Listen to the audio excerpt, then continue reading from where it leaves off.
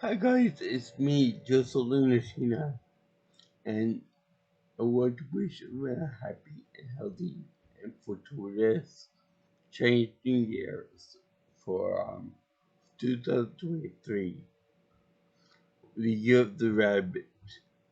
So, for the last video in this little mini series that I've been covering, what should I talk about this time?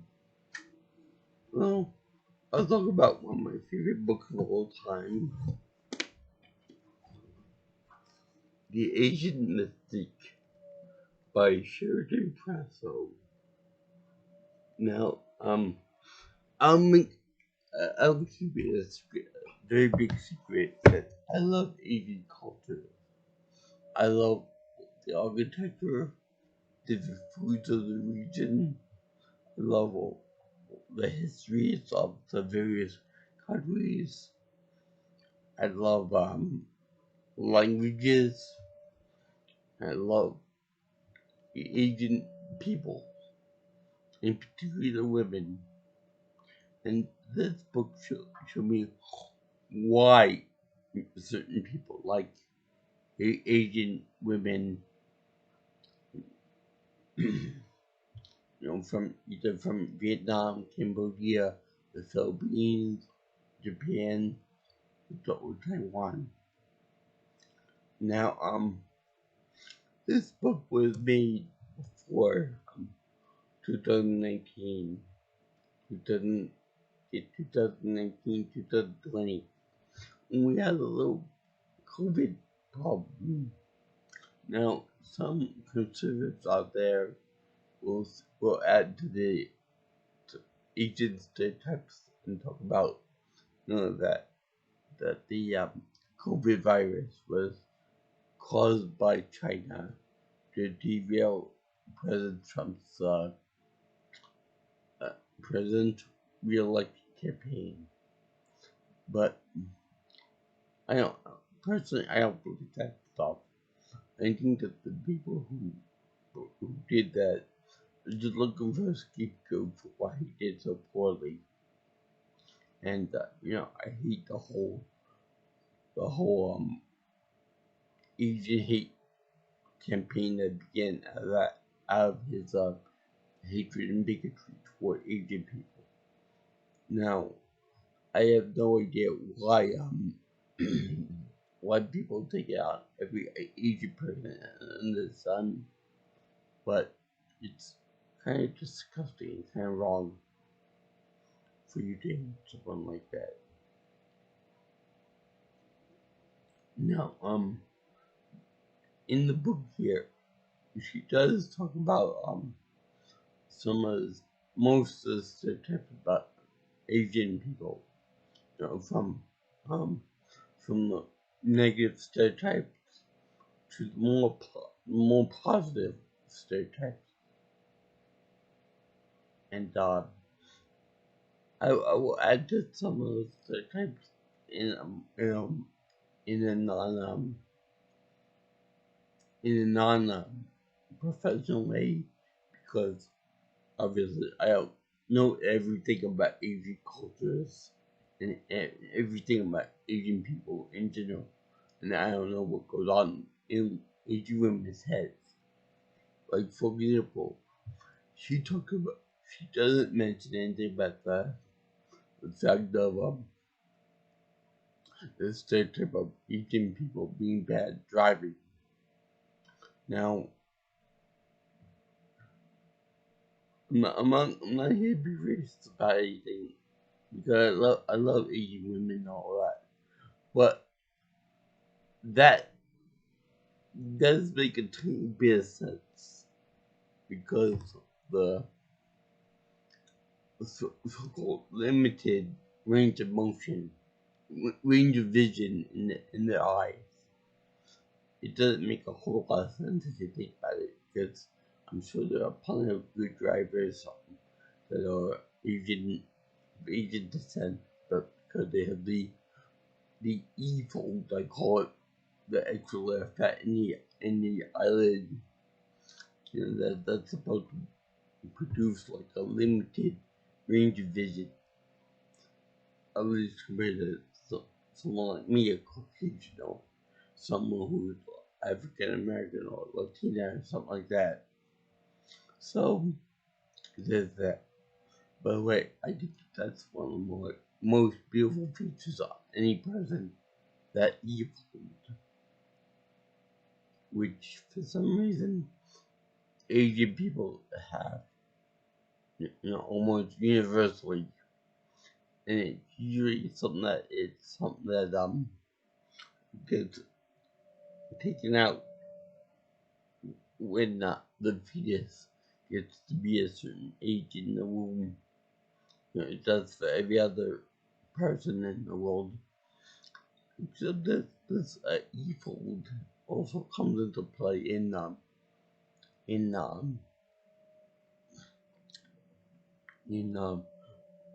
some African peoples and some South American peoples too. I think maybe some Europeans as well.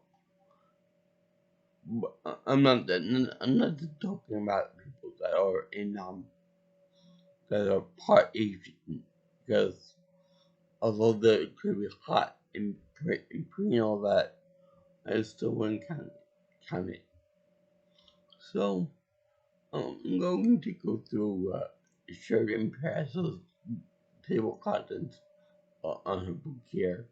I'm going to talk about each of the most of the table contents. I'm not gonna cover everything because I still think that the book is worth you guys to spend money on and read for yourself. But this book is pretty good. Another stereotype that she doesn't talk about. I don't know if we're aware of this or not, but the negative effect Asian people have, the negative connotation that Asian people have about the disabled. Because I heard from a very reliable source that people in China, Japan, Korea, and so on and so forth, you don't like the disabled. Something about bringing dishonor or shame to their family name or whatever. What did they do to deserve to put this punishment on themselves? That type of thing too. That's something I would like to see if she ever made like a version 2 or a Mystique part 2 or an updated version of it. Plus, they also have things in here that I didn't even know about prior to doing this.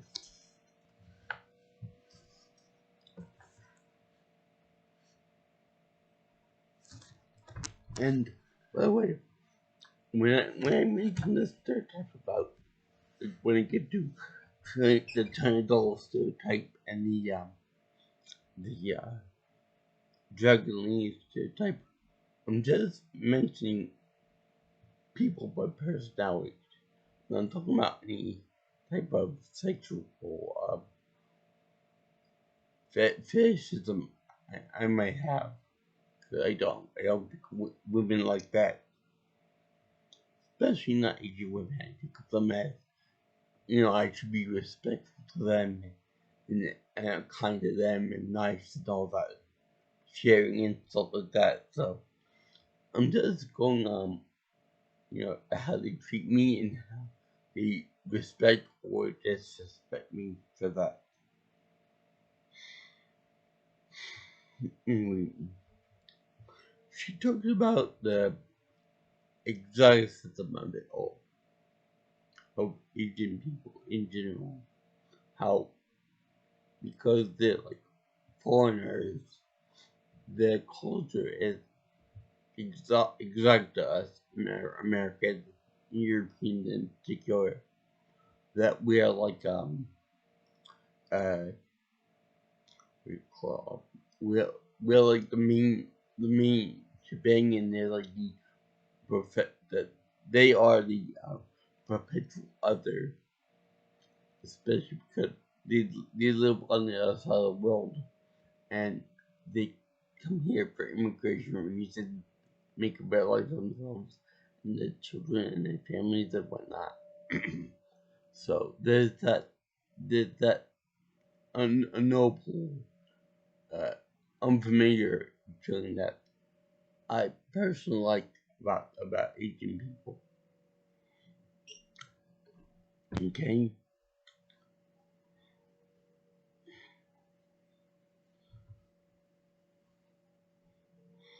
I also have a question for you guys. Now I don't know if this is like a stereotype or whatnot, but I'm gonna make claim that it should be that Asian people, whether they be men or women, um, are so steeped in their traditions that they know their own language backwards and forwards. Whereas someone like me, I'm Italian, and my parents spoke it to themselves, like when they didn't want me to hear what it was. But and I bring up a few words yes and no and stuff like that and basic stuff. But they tend to, Asian people, I'm talking about East and Southeast Asian people, not people from India, although that's probably true too over there, is that Asian people, even people that are born here and raised in America and stuff, they know their home language.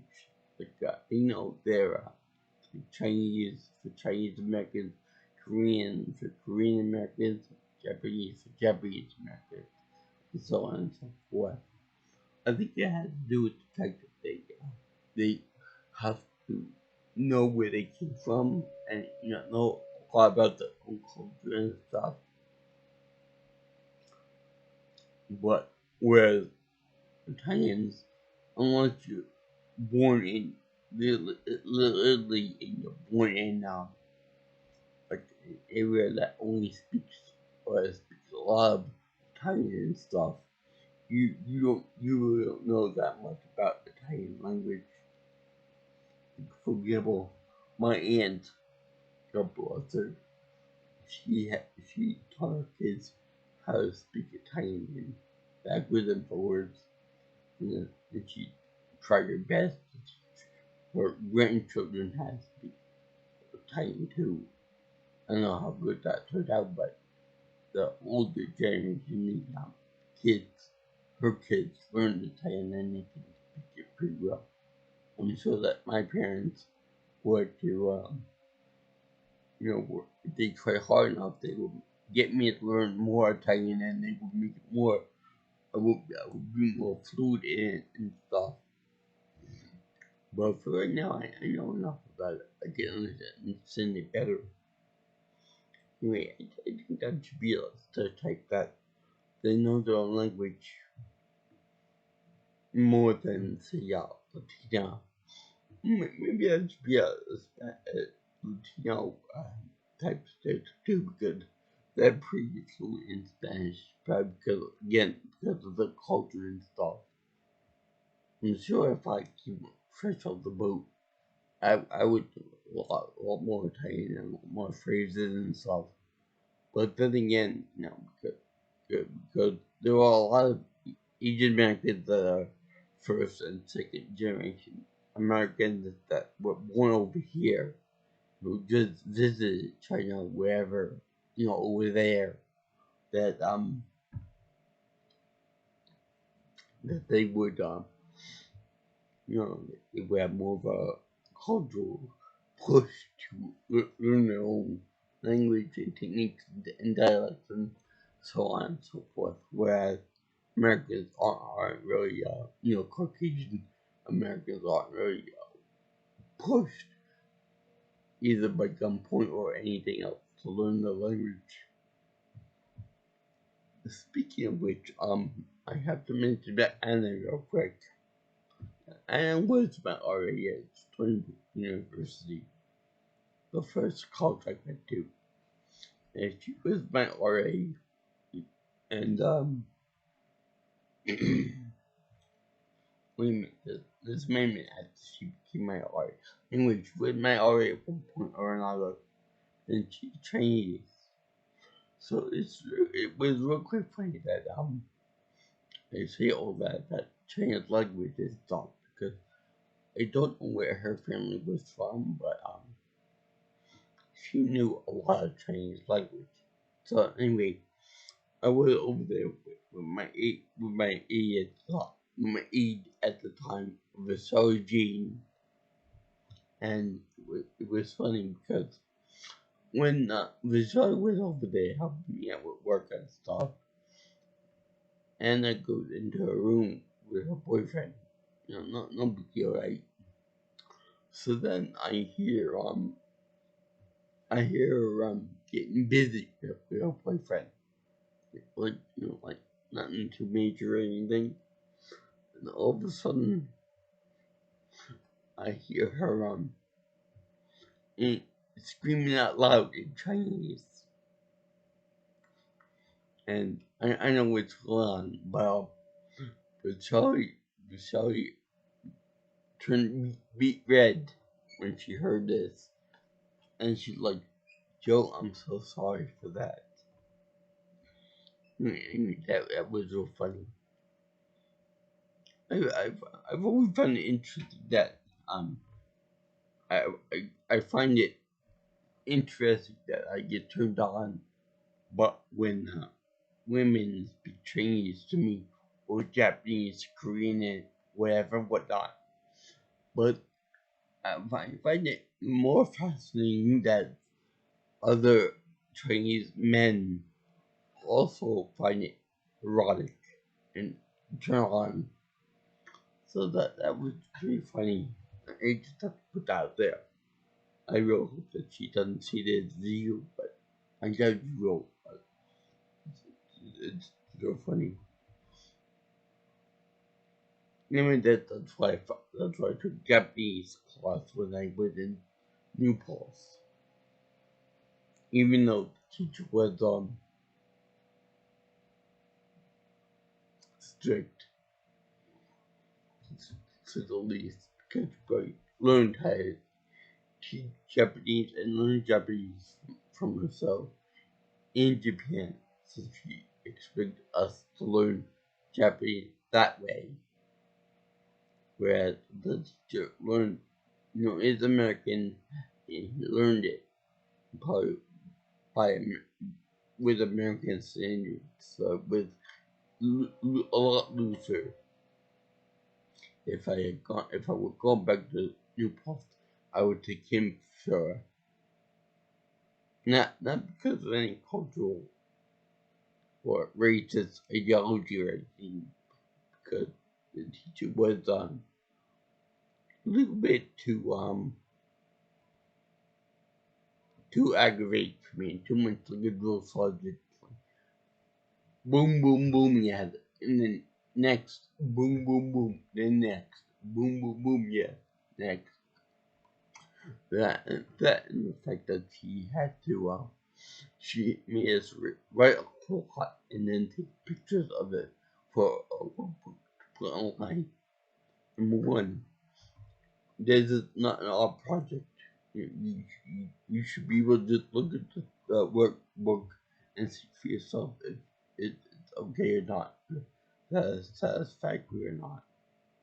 And two, I never wrote so much in my life, because I'm one of the people who can't write small, so everything I write turned out big. So that was like kind of almost cool for me from her. But anyway, I'll talk about that probably some other time. But for right now, we'll get back to this book here. Let's see here now. She then talks about Hollywood and how some of the stereotypes being portrayed in like TV shows and movies. Like I'm not gonna mess this up, but I think the deal with Lucy's character being so cold and domineering and stuff in her role as a lawyer, and she also played that role in Charlie's Angels. You know, one of the disguises. So this is the type of thing that Asian actresses keep being into to make us dumb Americans think that all Asian people are like this, or all people are like triangles, or you know, they're all demure, you know, that type of thing. They even find this in jazz with Brenda's song, you know, just like a Asian schoolgirl. Which, by the way, with the schoolgirl outfit, it's actually a Navy uniform, but because the Japanese lost in World War II so badly, and we wanted to, they didn't want to show any more strength or military power. What they did was they made the uniform into a girl uniform at school, so like feminize it more, and like show how weak their strength was. I think they messed it up a little bit, so I think they made the choice to do that, not us, to force it on them. Anyway, where was I? Oh yeah, they when asked why they do this, you know, why they keep perpetuating these negative stereotypes about Asian people and women in general, and women in particular. It was because you know, I was going to not turn down a role because they have too high a sense of self-esteem. No, they're gonna go for the paycheck. They're gonna go for low hanging fruit. Yeah, if it's written to be such climb degree, they're gonna do it. You know, of course, within limits. So, well, I never liked the whole thing about the dominatrix stereotype or the trained, you know, the music. Although I have met people in both Stony Brook and New Paltz that were that could fit the juggling stereotype of be cold, manipulative, you know, give me what I want type personas. Not in a sexual sense, more in a personality sense.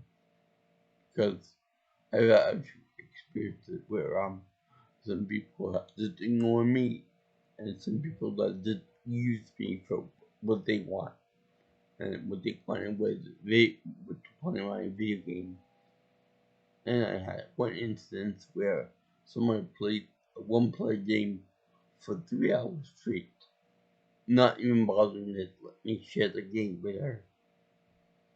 And just a teaser, and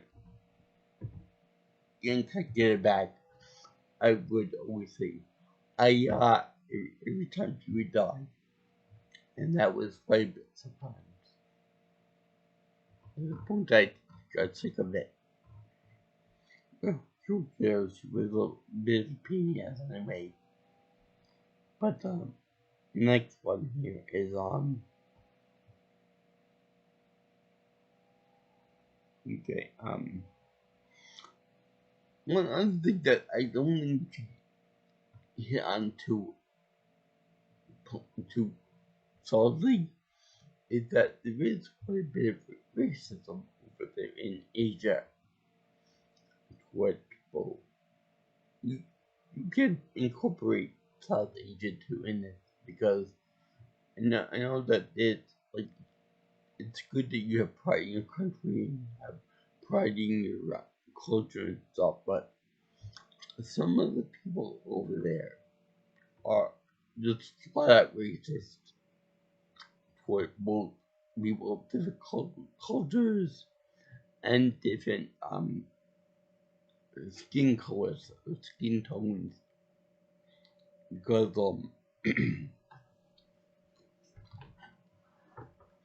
I've had the occasion in which I talked to somebody from Japan, maybe it was China.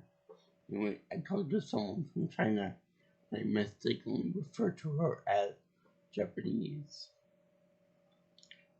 No, I love both cultures, both types of people, all together the same. So it was an honest mistake, but she took it like it was a sin that I called her Japanese because of what happened in Nanking many years ago around World War II. And she said, the scum of the earth, they're vile, they're dragons, they're poor unfortunate slobs, this and that. Which, I have seen documentary on that whole 19, and the Japanese soldiers did rape women over there. We plundered their Chinese villages and stuff. So yeah, I could see where the sentiment comes from. But these are young people. These are like 20 and 30-year-old people. I would expect that more from like an older person or a grandmother per se that lived through that. Not someone who was like a 20-year-old or something or 30-something-year-old. Come back to my friend from China who the video game girl. I mentioned that I was sorry for what happened, and apparently she didn't take too much mind to it. So I guess that maybe it depends on where you're from. That's why that's why some people take offense to that kind of thing. I'm sure she probably would take a lot if I called her Korean or Japanese or something like that. Also, one other thing you will notice is that when I talk about East and Southeast Asia, there's a very big span that goes from about Russia to almost to Australia, and it cross the span of that go over the equator. So when you look at Japan, you got very light skinned people, lighter than me even. I'm like a Caucasian mutt. I'm like an Italian mutt.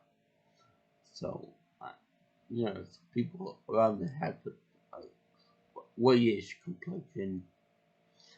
And if you go down to China and Korea, they have like more of a darker tone than that. And the Philippines, Vietnam, Laos, Cambodia, Thailand, all those little areas over there get more of a brown color to them. Whereas if you go to Indonesia and Malaysia and I guess you call it New Guinea to or Asia too, they have more of a black complexion. Whereas also if you go to India, it also got various different shades of color over there. Not light skinned brown people to the darker brown people. Now, over there, well, in general, Asian people are considered yellow by the color of racism. But I would say that that's kind of false because some people are yellow, yellow tinted color over there. for example, like Chinese, Koreans, some Japanese. That's about it. In Mongolia too. But many more of them are brown or white. So I don't get how that goes. But my aunt, she once said that Asians are just white too. No, they're not. And if you said to anybody over there, any from one who's Japanese, Chinese, whatever, what have you, they won't like it very much because of them are white. No, that's just her own opinion. But anyway, I don't consider them white. Well, I don't consider them yellow or yellow. But I'll tell you what I do like. I don't like it when women are pale white. I like a little color into them. I like a little bit I like a little brown in my women. So Filipino or Vietnamese or South Chinese, South Korean, and some South Japanese too. Now, along that note, the ones that are pure white, I know that's like a fashion thing that the white ones are more beautiful than the darker skinned ones. You can see that in most K-dramas, J-dramas, C-dramas, and all that.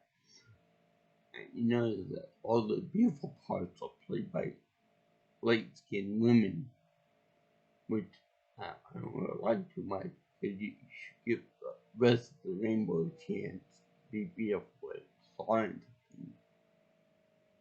Anyway, yeah, I think that's wrong. But besides that, only the beauty aspect of it. I knew this other girl from Japan who was very cold to me in every sense of the word, to the point that when I met her in person, I thought, oh man, I was lucky. So to meet this person last day of my college, we had so much to catch up on. I had so many questions to ask about food and all that other stuff, all that good stuff. And she was over there like this. God, I hope he doesn't see me. I hope he doesn't see me. I hope he doesn't see me. So keep going on. You keep moving on. But when I did talk to her, she said we work out homework. So then I just said goodbye and good luck and left. Even during the online class together, she was cold and distant from me. Which is weird because up until a certain point, everyone was talking to me and having fun and everything else. I'm gonna have how miserable class was and all that. But then one day, everyone just stopped talking to me like it was a game or something, and I wasn't a part of it. I know, kind of pissed me off a lot. I don't why you did this, I didn't do it. Well, I didn't say anything wrong to anybody. I just hello, goodbye, nice presentation. People even would leave in the middle of my presentation at the end, which was like kind of a poor choice. In this book, she'll talk about Miss Saigon, the play, and talking about dragon ladies that beat the cold dominatrix people that mostly involve like sexual or domineering and stuff. Kind of like the dominant stuff like with BDSM. I could have thought with that, but only specific to Asian people. And then you got the triangle, which is the opposite, which is submissive and very cute and cuddly and all that stuff too. I don't know if it's that. But then you got the power women. The women who are the business people, lawyers, you know, people who have all the money and all the power and stuff. Like own like big shares of cryptocurrency, or like really big into that. Don't care about little people like me and everybody else. Um, and she also talked about Filipino nudie bars in which women do questionable things, and there's a lot of underage prostitution over there too, which is disgusting and wrong. But that's for a different story, for a different day. Anyway, and she talked about other stuff too. Now, there's a one thing that I brought up to one of my classmates in my Japanese culture class, where I met that girl and once. Anyway, we were talking about anime one time, and I brought up a good question. You know, if girls in Japan watch this stuff, watch anime, read manga and stuff, which I hear it's like a big thing. It's not just little kids or little boys and girls and stuff, but grown men read them too. But my question is, you know, how do women, young girls, react when the protagonists are mostly women? They don't look like them. You know, for the most part, the women have blonde hair, pink hair, blue hair, red hair, all of that, and they don't have the same physical features of the typical Japanese girl. They're very how should I put this? God was, if they were a real person, God would be very generous with that person. No comment on that. But we have an American Among Us. I think it could just be fan service, or the fact that that the artists and the people that make this stuff, they know what the young boys want, and they know what girls want to be like, so that they make them into their fantasies. Like, look at Sailor Moon. You know, Sailor Moon's a very popular show and manga and all that stuff. But only one of them looks Japanese. Well, two if you stretch it out a little bit. Well, okay, three. Those being four. Okay, I'll give four. So Saturn, so Jupiter, so Pluto, and so Mars. Okay, all the other girls in it look like they're from America or Europe or something like that. Even in the crystal vision, they mention in it so Mars looks so beautiful, so elegant, so nice, so kind, and all that. Meanwhile, she's the most Japanese woman looking almost. No, she's a shrine princess too. I think they call it Miko's at the Shinto shrine over there. So that's kind of odd and funny. I noticed about the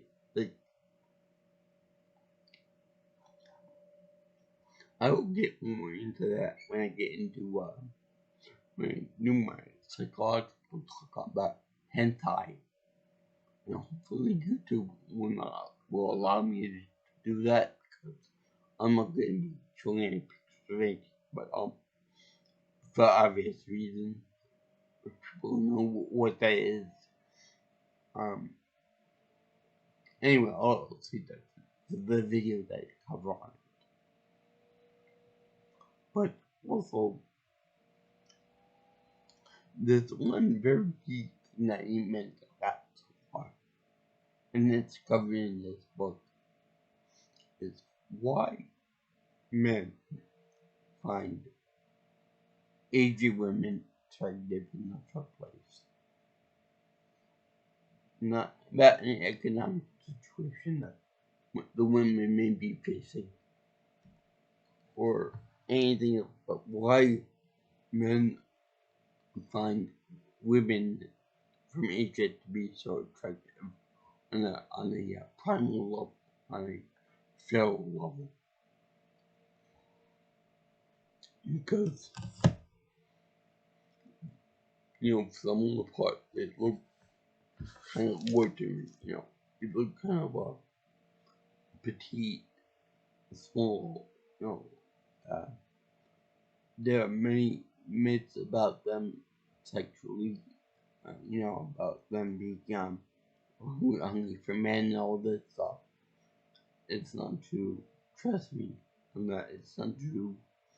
Although there is one stereotype in the book that she doesn't mention in the book, and that being that Asian people view American guys as nicer. I don't know why. Maybe we could do one break out their pigeonhole status in whatever country they live in, because I hear that women over there go behind the men in when they work and stuff with their men. So there's a little bit of disrespect there, and it's kind of expected of the women to do that. But anyway, why do we American men find Asian women to be attractive? And I think that there are multiple answers to that. Number one, they're small, they're petite. Only to get like one in a million Asian person who like 5'10" or something like that, or higher, or like somewhere like Yao Ming. They're very petite, and some men like petite women. Not everyone can Cameron Diaz or say Galo or somebody like that. There is that. There's also the supposed like a body hair too, which I have no idea why that would make people more attractive, or if it's even true. Plus, there's also the aspect of the foreigner slut exoticism of Asian women in general. There's always that mystery behind them, the supposed mystical quality of the Asian woman, the supposed mystical, religious, spiritual aspect of what Asian women. I don't believe in that.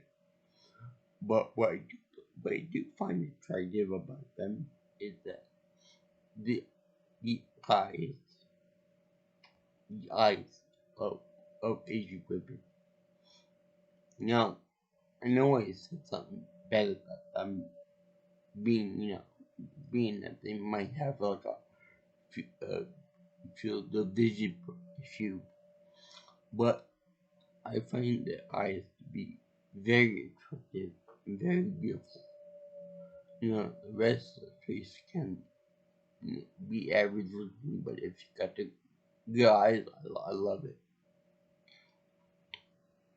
That being said, because of their eyes and because of their other facial features, they they look young for their age. So if you might have someone that's 4 years old, but she's less than 20, like me, I'm almost 40. I'm 37 years old, but that calls work the other way around too, as that you could have someone that's 16, but yet she looks 30, or vice versa. You always have to ask. Number two, the height. The height indicates, a small person, an innocent person, and there are people out there that play up the innocence and the cuteness too, to varying degrees. For example, that vegan girl that I talked about, she is more or less play up the innocent and the naive person. I'm sure she do what you do though, but trying to manipulate me and other men too. And then you got the beautiful clothing that they can wear, for like festivals and stuff. People like me who fall in love with that kind of thing. So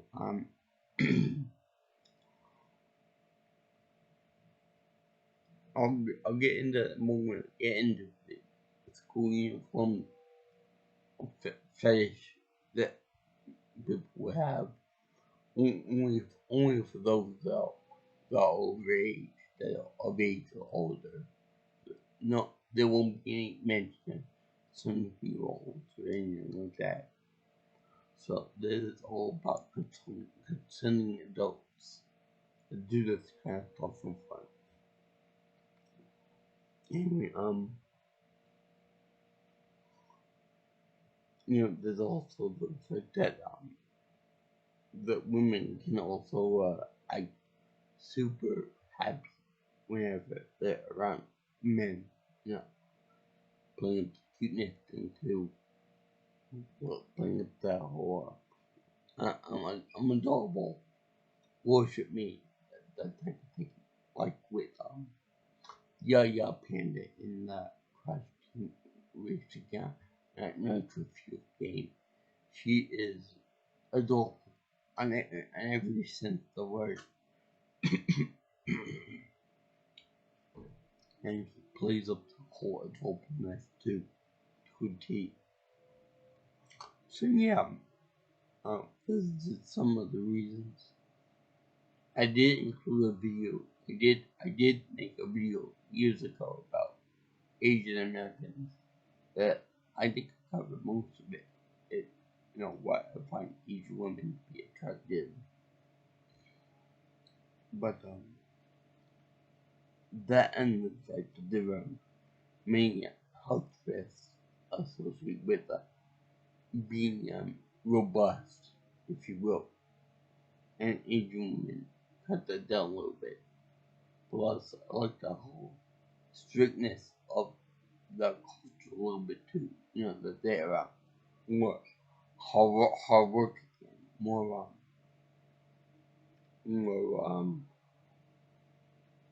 close to the cuff, if you will, and they should have a pretty out. They should have a pretty conservative worldview and stuff. And, if you want to see more of my videos, you can always subscribe to my channel, or you can always call me at 61707 3707.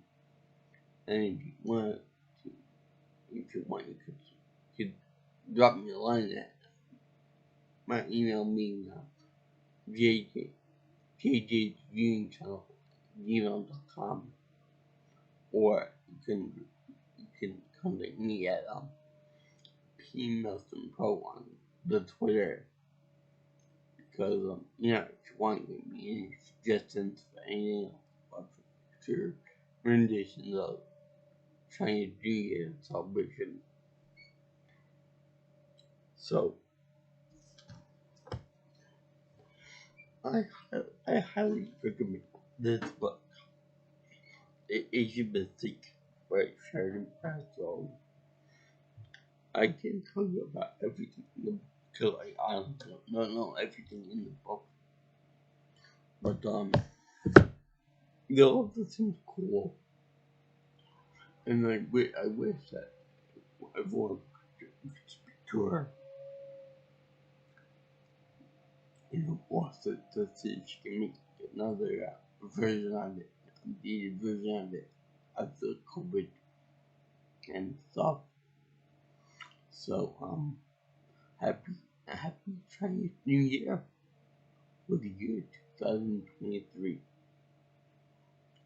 I salute you guys, and this could also be covered from my love video, because I love the book so much. I love Asian culture so much. So aloha, guys. See you around, and learn something about other cultures. You might enjoy it. Cheers.